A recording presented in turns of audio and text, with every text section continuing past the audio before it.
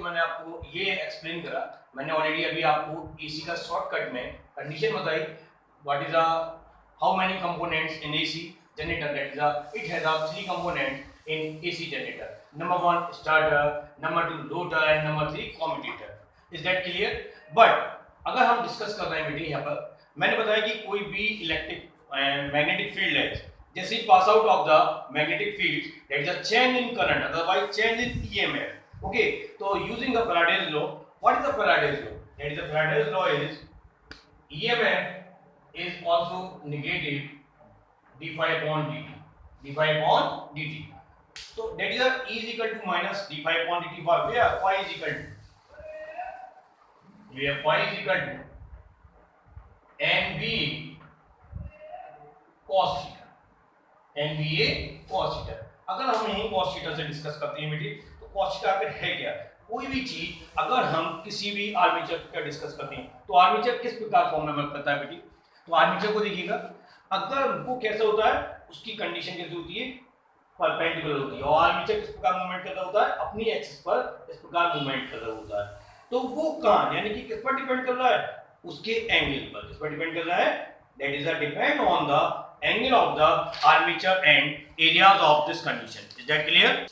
तो इसका मतलब क्या हुआ बेटे, अगर ऑलरेडी थीटा चेंज हो रहा है, थीटा का चेंज करने का मतलब क्या होता है, जहां थीटा चेंज होता है, थीटा चेंज करना ही क्या बनाता है, वो एसी जनरेटर को बनाता है, यानी कि वो डिस्क्राइब करता है एक जनरेटर। कब? जब मैग्नेटिक फ्लक्स वर्क कर रहा होता है, ऑलरेडी उसका एंगल क्या हो रहा है बेटे, चेंज हो रहा है, तो वो ऑलरेडी क्या कर रहा है, डिस्क्राइब कर रहा है as a generator, means AC dynamo, otherwise AC generator. तो वही बात कर रहे हैं बेटे, जैसे वो एंगल चेंज कर रहा था, कब चेंज कर रहा होता है, मैंने बताया था कोई भी चीज अगर मूवमेंट कर रही है तो टाइम के अबाउट वर्क कर रही है, लेकिन एंगल चेंज कर रही है। तो फिर what is the relation between the angle and time? That is the angle and time is also depend on the angular velocity. That is what is the angular velocity? Angular velocity is the rate of change in displacement, angular displacement with respect to time. That is the omega is equal to theta upon t.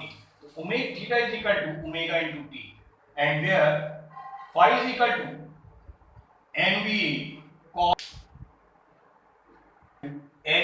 cos omega t. That is the using Faraday's law minus d phi upon dt. Where phi is equal to NBA cos omega t. Therefore, E is equal to minus d NBA cos omega t and upon dt. तो बेटे magnetic field already किसी भी magnetic field में रखा, time के about उसका changing हुआ, area भी ऑलरेडी टाइम के अबाउट चेंज हुआ, बट एरिया एज इट रहेगा, एरिया कांस्टेंट रहेगा, मैग्नेटिक फील्ड कांस्टेंट रहेगा, बट कौन चेंज हुआ? एवरी पॉइंट पर, यानी कि टी अगर 0 सेकंड पर देगा तो उसका एंगल चेंज हुआ, 1 सेकंड पर देगा एंगल चेंज हुआ, it is change only, that is the angle. That is the condition of this E is equal to NB is constant, d over dt is cos omega t, and E is equal to minus NAB. What is the differential of cos in form of t, that is a with minus sin omega t, and d over dt is omega t is omega, that is a minus positive, and AB omega sin omega t, where that is a NBA, where NBA is a peak value, NBA is a peak value, that is a peak value of potential, peak value of EMF. So where NBA omega is E naught, therefore E is equal to E naught sin omega t, which equation denoted by SHM. What is the SHM? That is a simple harmonic motion. You know very well, simple harmonic motion, amplitude is always constant but direction is change. It is showing this graph also SHM. Is that clear?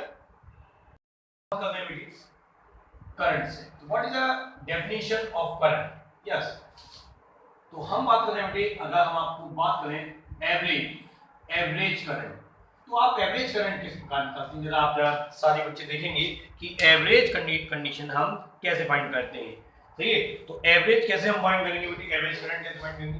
तो we know that what is the definition of current, I is equal to dq upon dt, I is equal to dq upon dt। अगर हम dq की value find करें तो कितना हो गया बेटी, I dt। Is that clear? तो हमें जो है अगर हम एवरेज की वैल्यू की बात करते हैं तो एवरेज में जरा देखिए बेटी, फॉर एवरेज, फॉर एवीजे लिख देते हैं एवरेज को। तो आई एवरेज क्या होगा बेटी, आई एवरेज होगा टोटल, देखिएगा बेटी टोटल चार्ज अपॉन टोटल। तो अगर हम टोटल चार्ज की बात करें, टोटल चार्ज कैसे फाइंड करेंगे? जरा देखिए बेटी, अगर टोटल चार्ज हमें फाइंड करना है तो कैसी कंडीशन क्या लगा देते हैं हम, इंटीग्रेशन लगा देते हैं। क्या लगा देते हैं, इंटीग्रेशन लगा देते हैं। तो कैसा हो जाएगा बेटी, इंटीग्रेशन हमने लगाया तो यहाँ पे वैल्यू क्या हो गया, आई डी टी अपॉन, इस पे भी ऑलरेडी इंटीग्रेशन हो जाएगा इनटू dt। कहां से कहां तक, कहां से चला, 0 से t, 0 से t, 0 से t। तो किसी चीज की भी एवरेज वैल्यू निकालने के लिए ये बात ध्यान रखना, कब, जब वो टाइम पर डिपेंडेंट होती है। जब वो किस पर डिपेंडेंट होती है, टाइम पर। अगर मैंने एक एग्जांपल ले लिया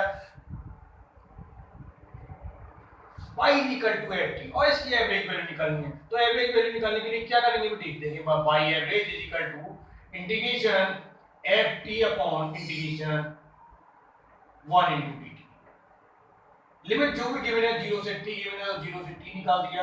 तो ये क्या कहलाता है बेटे, एवरेज वैल्यू निकालने का टेक्निक है। क्या कर देते हैं कि टोटल इंटीग्रेटिंग वैल्यू से उसको डिवाइड कर देते हैं। Is that clear? ये कंडीशन है। और एवरेज वैल्यू को हम किस किस से शो करते हैं, देखिए बेटे, आई ई ए बी जी शो ही करते हैं। और ये भी एक एवरेज वैल्यू का सिंबल है और एवरेज वैल्यू को इस प्रकार भी शो करते हैं। एवरेज यानी कि हम जैसे एवरेज करंट की मैंने बात करी, एवरेज करंट कैसे निकालते हैं, वही हम एवरेज ईएमएफ से भी बात कर सकते हैं। ओके बेटे, वही हम अल्टरनेटिंग करंट की बात कर रहे हैं। तो आप जानते हैं, अभी मैंने आपको बात करा अल्टरनेटिंग करंट की हम बात कर रहे हैं। तो अल्टरनेटिंग करंट कैसे निकालेंगे, तो we know that I = E upon R, I = E। बहुत इंपॉर्टेंट बात है, ध्यान देना।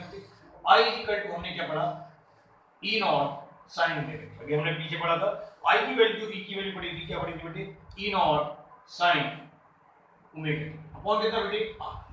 और E नॉट जो है हमारा, वो E नॉट क्या कहलाता है, अभी आपने लिखा था, यानी कि E नॉट क्या था बेटे, I = NVA ओमेगा लिखा था बेटे। E नॉट क्या था बेटे आपका, NVA ओमेगा, और साथ में कौन चल रहा है बेटे, साइन ओमेगा